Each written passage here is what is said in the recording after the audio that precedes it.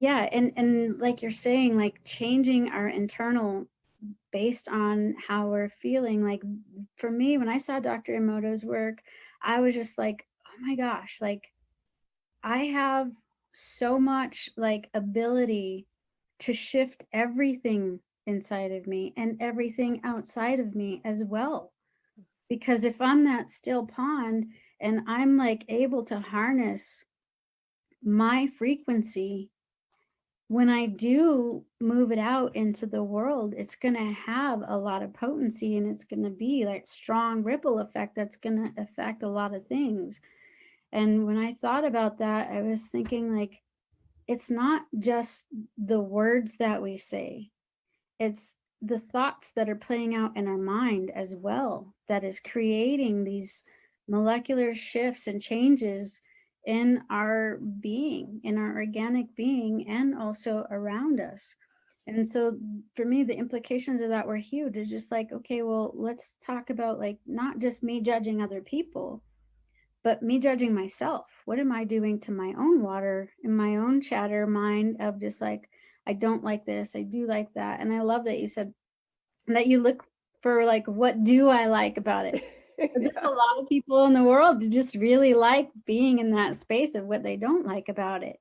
And that's Mm. just a, you know, a perspective that has to, that, you know, I appreciate what you're doing and what many people are starting to step into, that co-creative ability, and just being like, wait a minute, there's something here for me, there's something that's good about this, whether, Mm. you know. And sometimes we do have to look harder than other times, Yeah. but the fact that we're open to seeing that is a big step for us in terms of like understanding that even if we do disagree, especially now in America, there's so left to, you know, right and dark and white, and you know, the contrast is Yeah. so direct. It's just like, but we're all water. Mm. That is the place where we can all unite and come into that unity and that oneness. And no matter if there's nothing else you can, you know, find that you don't like, that you like about the whatever, it's just like, well, it's love, just like I am, in it being water, and that the intimacy that spirit was willing to have with us in that first utterance coming out into the water. That's what we are. That's how intimate spirit is willing to be. And so like acknowledging that in anything outside of us, including in us, is a huge step for us in this evolution and this learning how to shift our perspective so we can move into the next octave of this existence. Mm. It's such a powerful thing that you've just said. And that's what I keep saying repeatedly. And I know that there are incredible people really starting to be able to voice these things. And often it's the people that have preferred to stay quiet. And I know that's you and me. But saying yes, when you know there is a time now to actually come ahead and speak and say yes. Water is showing us how unified we are. You know, all life, not just people, but all life requires water. Everything we see in the world that's alive has water within it. And so we are all these water babies everywhere. I like watching things and observing things in nature and relating them to myself as a human being, as a water being. And I often think, you know, when you're at the in-between, there is a very special place in nature that I see as the in-between, and that's like the sand. And so there's the ocean that's always coming up, and there's the sand, and then there's the banks, you know, the land behind the sand. And there's these three places. And so the ocean is always coming up over the sand. And so we can walk along and our footprints are in the sand. Sooner or later, the sea will come and wash it, and it will go away back smooth again. So when I think about this repainting as such, I agree with you. We don't want to we can't erase our life. Our life is the good, the bad, and the ugly. It is exactly makes us who we are in this moment. And sometimes I think about all of the memories of our life are almost like lots and lots of these little grains of sand that are on the in-between beach, and that the sea can come in and completely transform it. But it's not that the memories go away, it's that we have this kind of new surface to create again. It's constantly creating, but it's always coming and going, because in every moment we're creating memories. And as water beings, we're memory beings. When we look back at our life, we are looking back at all the memories that we've created. And it is, I think, such a powerful thing to be able to accept ourselves, like you were saying, exactly who we are, what we've been through.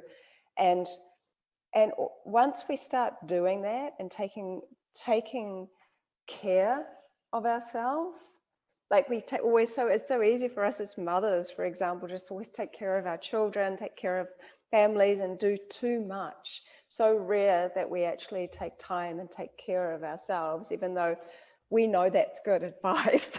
And it's so important right now, because like in the indigenous cultures, the women are the water carriers. Mm-hmm. And just to touch back a little bit on what you were saying, like finding that good, like I'm going to find something good that I like about this, having that same practice with our life. Like, yes, we have those trials and traumas and stuff, and like your accident, I'm sure it was extremely traumatic and very painful, and like there's so much there, I can just imagine. I can't, but look what it brought you to. And look at what the gift that you're able to bring to the world for that. And so it's not, like you said, erasing the memories, but really transmuting that energy and allowing it to be something else from a different perspective of how we're thinking. That's it. That's the thing. It's like transmuting the viewpoint, suddenly seeing it from a different point of view. And so often when we're in it, when everything does seem it's like, oh God, but when hindsight's a great thing, we can look back, oh, okay, now I understand. But now it's about being the master. Right? Like the women, like the women as the wire carriers, it's like being the master while you're taking out the diapers. That's where we need to get to, because it's not going to stop around us. Yeah. We have to come to that place where we're honoring ourselves enough to give ourselves that space to find our center and our stillness. Because if we don't have it, we cannot give it. And the world is needing that support and that light. And as water carriers in the divine feminine, and I'm not just saying just for women, because men, of course, have their divine feminine, and coming into being able to feel those emotions, and being able to cry, and being able to like be in those spaces that are very feminine within. From a male perspective, how beautiful is a man who's in that space? I mean, super attractive, right? Like absolutely. Compared to machismo, like, hard and rigid and just not feminine at all. It's just such a different energy and so much more welcoming. So you think like how that is magnified by like every person on the planet. When we can come into that for ourselves and give that to ourselves, because it's crazy, and it doesn't feel like it's slowing down any time. And it's almost like it's part of the whole thing, distraction. And it's super important and critical for all of us right now to be able to have practices that are effective for us in getting to that stillness. Because when things are hitting the wall all around us, we need to be able to step into that and regain that eye of the needle and that serenity, and that just to be able to know how to move, because things are very convoluted. And how can we like listen to our heart and feel what's true for us in the moment if we don't even know what our heart sounds like, because we've never sat in that stillness? And it's so important to develop these practices now, while we're able to Mm. and know how to do that. It's always interesting to me that you can do this in the bath or when you're in the water in any way. But when you're underwater for a period of time, especially in the bath, you're more relaxed. All you can hear is your heartbeat in your ears. Ba-dum, ba-dum, ba-dum, ba-dum. It's so loud. And that's not a coincidence. You're underwater and all you can do is hear your heart throbbing in your ears. You can hear that noise. We're not separate. Our heart is connected with water. And it's showing us and reminding us very loudly that we have a sound. Water has a sound. And when it's in this human body, that sound is the sound we hear when we're little, when we're inside our mother's womb. And that's that safe place. And I think creating safe spaces within ourselves, within our families, also I think one of the responsibilities as women for the divine masculine is to create the safe spaces where they can also express their divine feminine. And where it is, to me, it's one of the greatest honors to be there as a man shares his emotions and is vulnerable, knowing that he's safe. And that, to me, that is one of the greatest honors that a man can give me, is to be vulnerable and cry and share. To me, I see that as such a strength. And it's a sacred space. Every time someone shares with you, firstly, they know they're safe. And it's like such an honor. But you've also helped to create that safe space. So there is something inside of us that is safe, that is caring, and we know how to do that. So I feel like, as that is one of the responsibilities as well as a woman of water, is to make that water welcoming and safe and as beautiful as we can possibly make it. And that is our own reflection, reflected in the people that feel safe in our space. Right. And we know what it feels like to be around somebody whose water is very upheaval. There's a lot of upheaval. Yeah.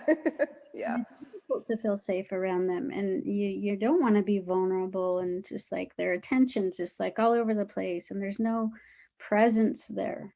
When you talk about eyes being the windows of the soul, it's just like how beautiful it feels when somebody is actually seeing you, not looking at you, but seeing you. I think about babies like Jesus. It's just like there's a certain magic and beauty that happens when we can relinquish all judgments and actually see somebody as they are.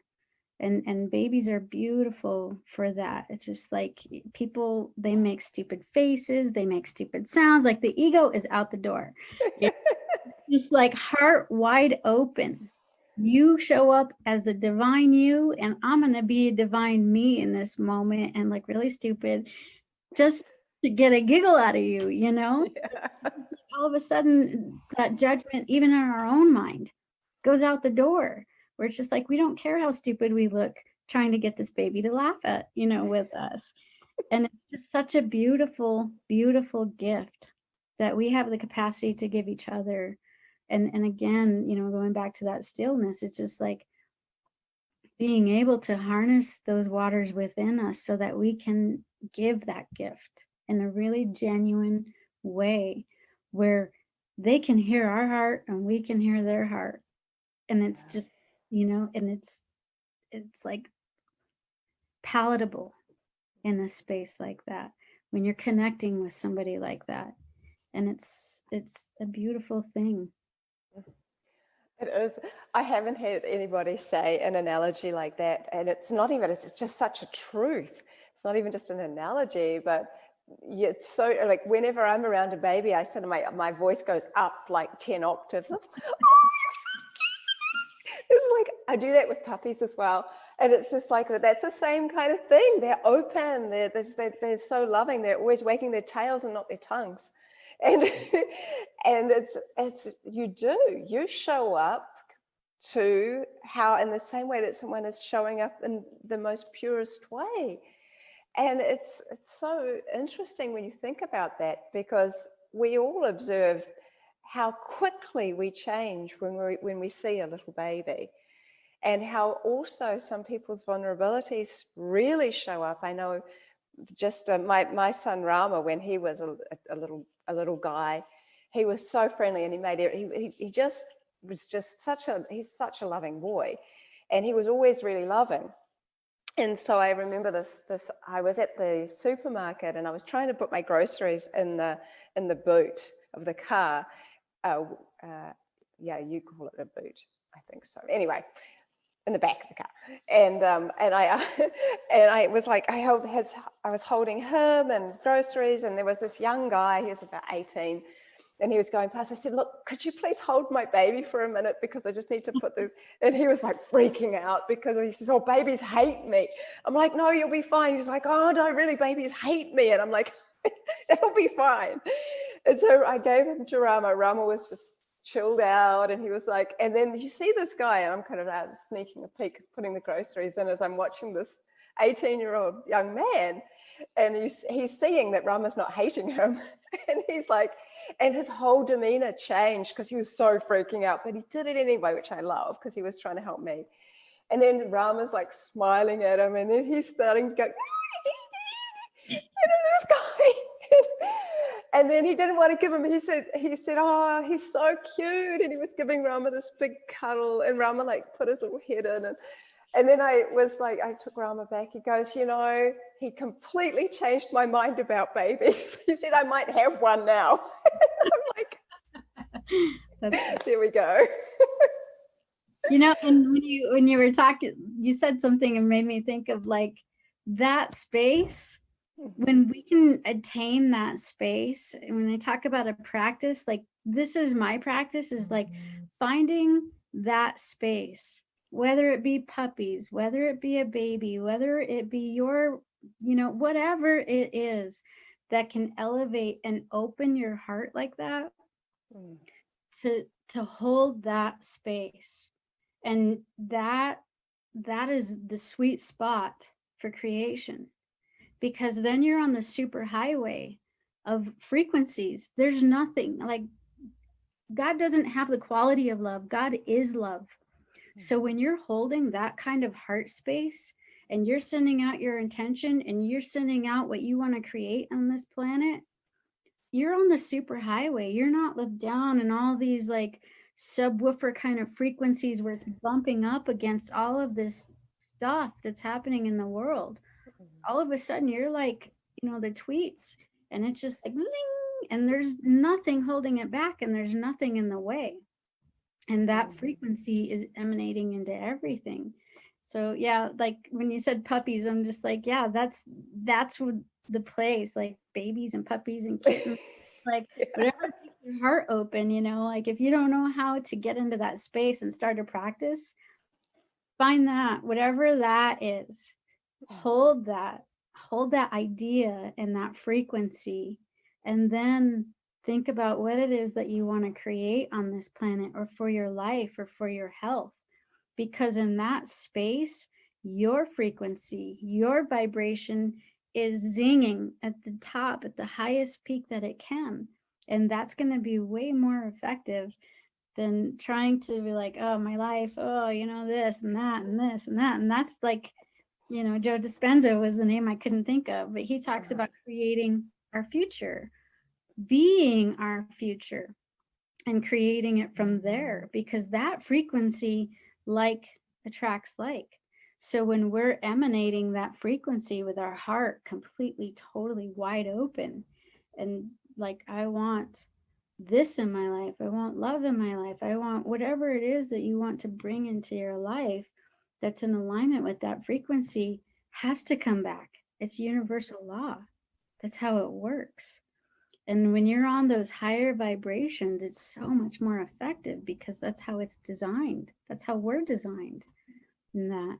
And that, you know, like, that's why it's so important what we feed our minds Mm. internally, how we treat ourselves inside is such a huge reflection of our outside world. Because, like I said, we can't give what we don't have. So if we can hold a good, positive space where we're creating good things and coming with a good vibration and an open heart, that's going to reflect in our life like very fast. The manifestation, the synchronicities, I'm sure you know what I'm talking about. Just like magic happens like crazy when you're in Mm. that place. It does. And like I'm kind of going back really fast because you mentioned the car accident and how something so horrendous can like, and in the moment it can feel so, it was, I mean, it took so long to recover and all the stuff. But I look back and I think, gosh, you know, that really set me on this path of water discovery and discovery, self-discovery in so many ways. And, you know, I remember telling that story about the car accident to a friend years and years later. My son Rama was like nearly 3, and he'd never heard the story about my car accident before. And he was sneakily hiding behind the door and listening to my conversation with this lady. And I told him about her, all about what had happened. And when I'd finished, Rama, like, you know, this was like years and years and years after my car accident. He like jumped up on me and he said, "Oh, I remember that, Mummy." He's talking about the car accident. He said, "I remember that." He said, "I remember the window wipers and the tires." And he said, "And I came down out of the clouds and I went like this and I saved you. And when I knew you were okay, I climbed back up the ladder into the clouds." Wow. And he was nearly 3 and he was so matter of fact about it. And I was told by 3 doctors that I'd never be able to have children. So I had a child for every doctor that told me I couldn't. And Rama was my second. And the fact that he had this matter of fact memory of all of that. And it just makes me so grateful, because I think that that attitude of gratitude, even when you're going through it, that is such a powerful way to find what is good. Like, what is good in your life right now? Even if it is just simply the fact that you can breathe, if simply the fact that we can walk. There's always somebody that wants what you have. And no matter how that might look. And I think just finding something to be grateful for the fact that we can think, therefore we can create. There's so many things. So you know, we have probably got about 5 or 6 minutes left, and I really feel like, I don't know, there's so much wisdom in you. And I just felt, you know, my heart just kind of jumps out and like lands at your feet, because there is such a beauty and a wisdom in you. And I'm so, so grateful to have connected with you, and probably reconnected with you in many ways, it feels like. But I feel like I just kind of want to just give it over to you as like, if water has something to say, and we both know it does, what might that be? Yeah, I asked that question, and distinctly it was um, about the divine feminine, and really understanding what that means to us personally, whether you're a male or a female. Like when that frequency hit the water, that was the beginning of everything. And that is the blueprint of how to create. Mm. We are in that image. We have the same ability. And so the consciousness that we come to the world in our lives with our thoughts and the words that we use and what we emanate from our heart and the will that we have, when we can bring those in alignment in those still places and create from that open-hearted place of just total love, and being the co-creators we were designed to be, and claiming that birthright, because there's been so many things in this world for so long. I mean, since the beginning. I mean, you think about like the story of Christianity, you know, like the one thing, the one agenda that, you know, the devil had, first thing was to throw the female under the bus. It's Eve's fault, you know? And we've been trying to like step out of that. But I think now is the time really to step out of that, because we need healing. We need to create something different, because obviously what we're doing isn't working. And we're hurting the water, we're hurting the animals, we're hurting the planet, we're hurting ourselves. And we really need to reclaim this energy of being a co-creator, and stepping into that with a consciousness and that sense of responsibility for what we know it should look like, and create that, be that, like dream that, to where your heart is like overflowing with love, or your tears, you're emoting happiness, and then sending out what we want to see in this world. And the potency of that, I can't say enough about the potency of that. Being that stillness in a hurricane, that's how much power we have. We can shift and whirlwind anything we want. Like, we can create anything we want. And stepping into that divine feminine and reclaiming that co-creative ability that we have, with all of these abilities, all of these things, all of these magnetisms and frequencies that are emanating from us, using those from a heart space, from consciousness, is vital, I think, on this planet right now, because there's a lot that doesn't feel really good for most people, and it's such a small amount that are actually making that happen. And there's so many people who have beautiful hearts and good intentions and love in their heart. And if we spent a fraction of the time that we did on elections or a football game or all of these distractions, just a piece of that, bringing it back to that, and spending our time and our energy in that space, then I think we could make like leaps and bounds of changes overnight, because there is no time when it comes to water. I mean, the proton is just, it's an infinite vacuum. It is infinity. And so the electron is just a cloud until we choose. And so once we make that choice, we send it into that proton, it pops back out, and just like, and those rings start to create the reality that we are experiencing. And it doesn't matter what's happening.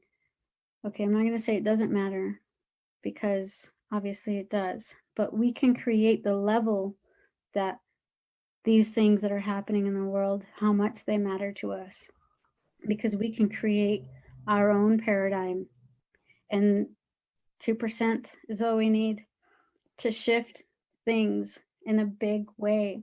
And so when enough people understand how potent they are and how powerful they are and their God-given abilities to co-create, then I think that we can really start to step into that divine feminine and bring the beauty that we know is our birthright, that we know is inherently, like, we just can feel that this isn't right. What's happening isn't right. We can bring it back to the rightness if we just could step into the universal law and beauty that we are, the love that we are. Well, you are setting the most amazing example, I have to tell you. And one of the things that was kind of coming up for me as you were talking was like, we're not created from original sin, we're created from original love. And actually, if we truly, really see that that's real, feel that that's real, we can start healing so many hurts from lifetime after lifetime and generation after generation. And we really can make a difference on the planet and be the change we want to see. And I think when water starts truly being allowed to flow through everyone, there's that's the key. It's like we are all connected by water. And once we start removing the big rocks or boulders or pebbles, whichever size they might be, and they start getting moved out of the way, then, you know, water is able to connect, and it's able to talk to itself. We have a force with us.